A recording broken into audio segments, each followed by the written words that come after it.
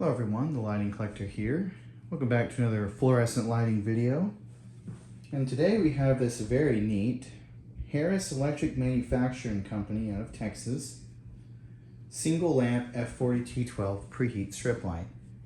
I got 3 of these from, let's see, 2 of them. There were more, but over time they got replaced. Out of a Cove lighting setup in a customer's house in my old line of work.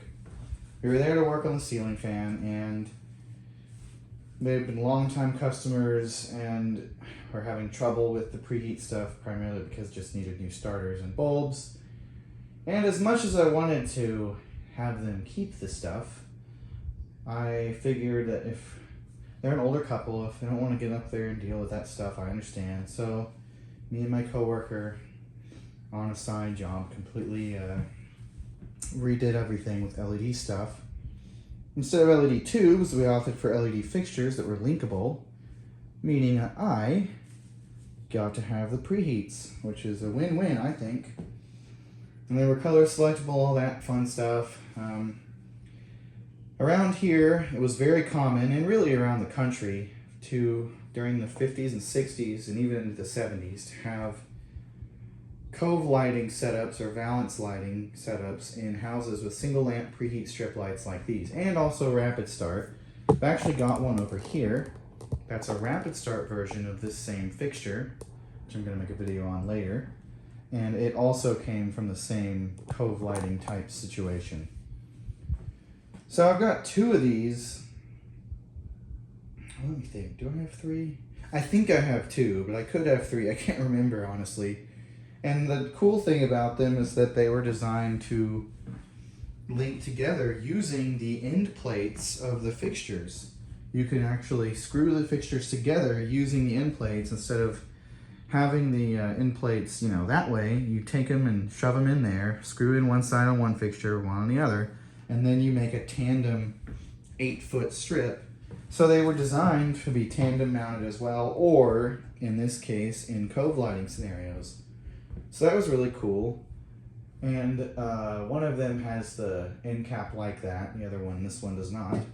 This one is missing an end cap, actually, which again was not surprising considering. So I'm going to go ahead and pull the ballast cover off here and show you what the ballast looks like. So here it is, opened up. Now, as you can see, there is a little bit of leakage in the ballast area. Probably due to having stuck starters. I'm sure it overheated a few times. This is a GE ballast, as you can see right there.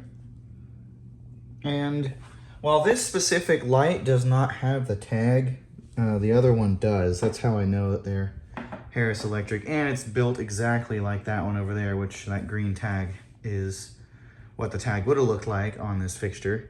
So I knew that, and they have that look about them. These strip lights were actually put together pretty well. For being thin metal like they are, they used a much more rigid type than, say, one of these. So they are really well made, and I like the little galvanized brackets for the sockets. So obviously there's your starter socket, and then I added the cord, of course, and then there's your ballast. It doesn't seem like it leaks now. I guess it just kind of sweat. I don't know. I haven't used this enough either to make it leak, but that is a bit of a concern for the future, so I probably will replace this ballast at some point. I've got a bunch of single lamp preheat ballasts and such, so not a big deal there. But for now, it does work, and we're gonna I've never hooked it up to the kilowatts. I'm gonna see exactly the health of said ballast here with that, and then we'll go from there. So I also have a relatively close vintage GE lamp here to use in this. That was their first 3000 lumen lamp, which was pretty neat. That's what the big 3 means on that. So at the time, F40s had been like 2000 to like 2500 or 2700 lumens or so. And a lot of them still to this day are about that bright. There are higher lumen normal F40s out there, but generally they're under 3000 lumens. So when they got that, I think in the early 60s, I want to say. Sorry, I randomly got some allergy sniffles for no reason. The rest of the day I haven't had that problem. But yeah, it's cool, and I think that's a pretty appropriate bulb. It was actually what was already in there. Again, sorry. I used this fixture a while ago for testing lamps and making videos of them that, guess what, I never uploaded. I actually am probably going to look for those and upload those anyways, because I filmed a bunch of different bulbs, including this one, with this fixture, but, you know, I'll look for those. I'm sure they're around. But that being said, we're going to go ahead and assemble this and start the preheat action. Okay, we're back assembled here. Time for some preheat. Go ahead and do a little reading here. We got a really rough power factor, but this may be a lower power factor. I don't know. I'll have to look at the tag again later. Didn't pay attention. Drawing 0.62 amps, 42.6 watts. So yeah, I think we are on the low side with that. It should be more. So power factor 57, yep, 61 amps, or 0.61 amps, I should say, sorry.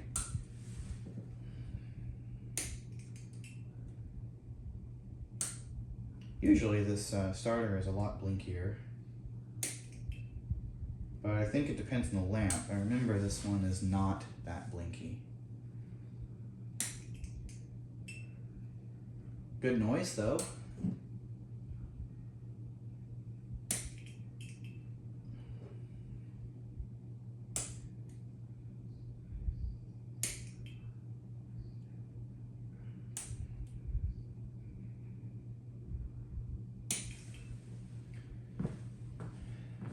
Oh, we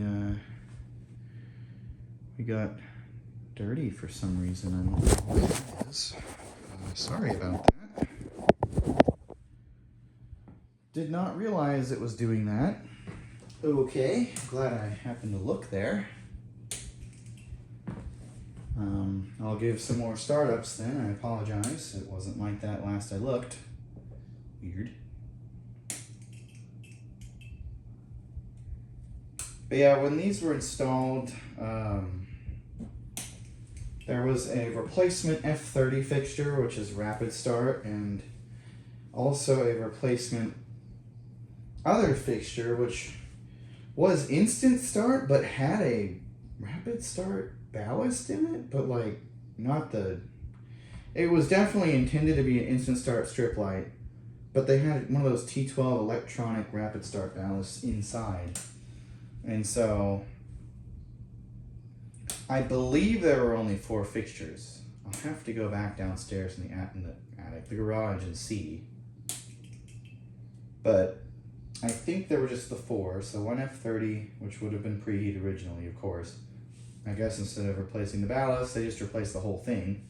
Granted, these weren't secured to anything. They were just sitting on a board, so easy to remove. Then, I know there was at least 2 preheats, and then one of those weird electronic rapid start things, I think. I'll have to go back. But I have a couple of others of these from different places that are preheat as well. But it's just cool that I have 2 of these at least. I wish there were more, but you know, you can't complain. So,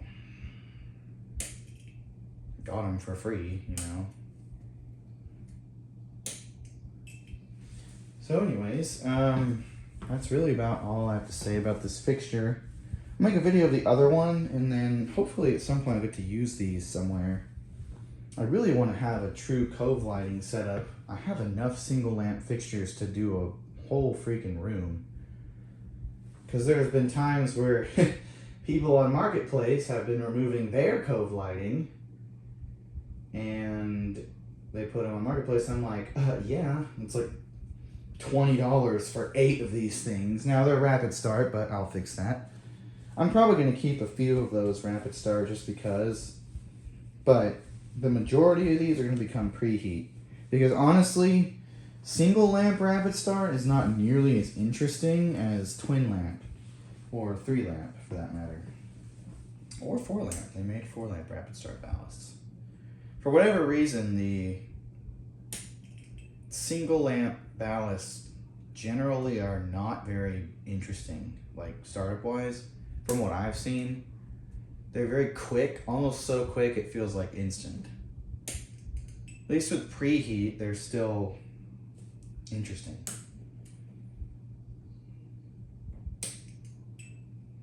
So anyways, that's really all I have to say about this one. Hope you enjoyed, and thank you again for watching.